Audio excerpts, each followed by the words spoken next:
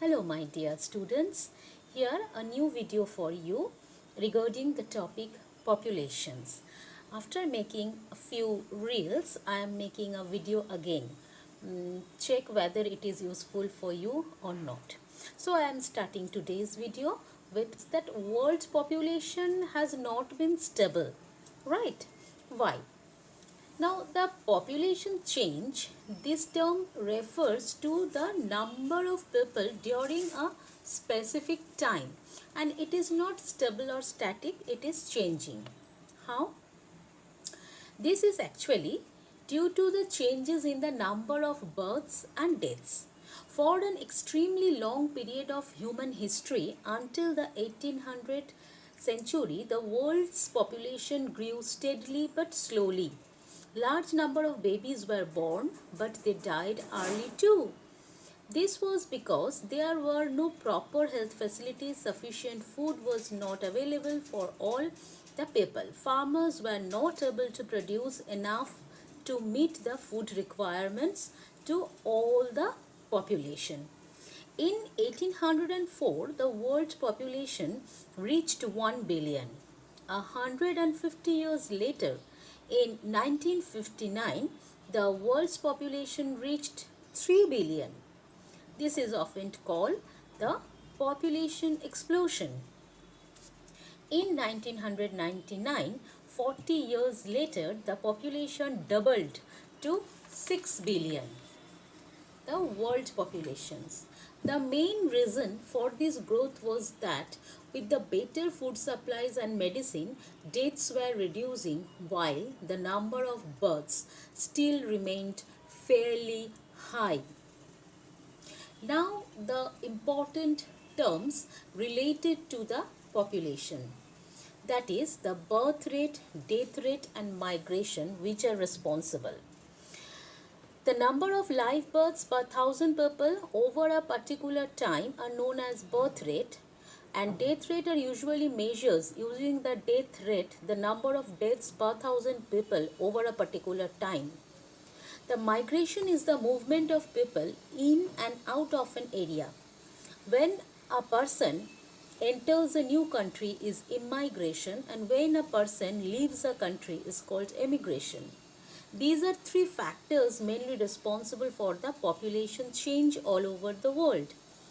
The birth rate, death rate are the natural cause of the population change, whereas the migration can be considered the man-made change.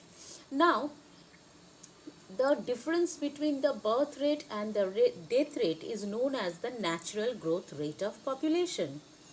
The population increase in the world is mainly due to the rapid increase in the natural growth. Okay. Now some other related terms to the populations are male-female ratio or sex ratio or age-sex pyramid, and obviously the most important thing, the population compositions, where we will consider the literacy rate too, because the human population can be divided into qualitative and quantitative. Qualitative human populations required the literacy much more, whereas quantitative human populations serves us by physical labor. Both are necessary for the survival of the world. So now we will explain some specific terms for the populations, starting with that the data what we collect for that population composition calculations in every census in every country, we are collecting data, then we are analyzing and calculating those datas, and we are making a result. Okay, how the population growth is, what is the qualitative improvement, what is the quantitative improvement of the human populations, the health, everything is calculated on the basis of the data which are collected by the census. Now in India, if we consider, the male-female ratio is calculated in terms of number of females per thousand males. It is like female, population of female divided by population of male into 1000. Now, the next one, if we consider the literacy refer to the minimum level of literacy scale. In India, it is if any person 7 years of age or above can read or write in any language in his or her mother tongue, he or she will be considered as literate. So presently the literacy rate of India is 76.32%, whereas female is less, 65.46%, and the male proportion is more, 82.14%. The Kerala is having the highest literacy rate, 96.2, and the Bihar is having the least literacy rate, 61.8. Literacy rate we calculate usually the number of literate person divided by the total population into 100, this way.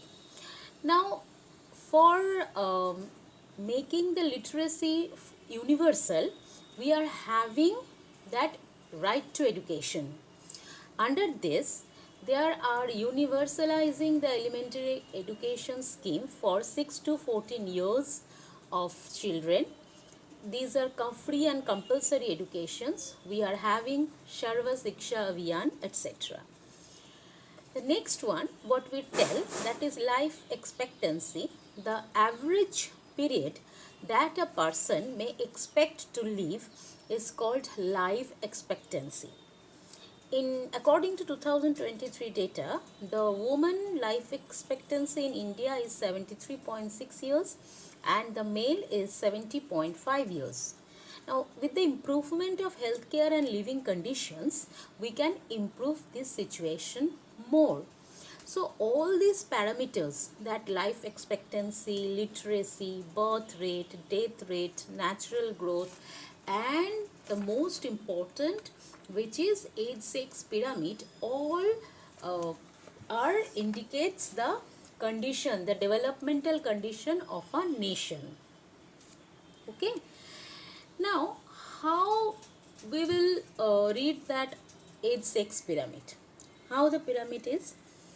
See, an interesting way of studying the population pyramid of a country is by analyzing the population pyramid, also known as age-sex pyramid. The shape of the population pyramid tells the story of people living in that particular country.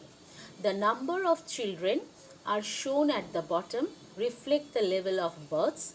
The size of the top shows the number of aged people above 65 years and reflects the number of deaths. The population pyramid also tells us how many dependents there are in a country.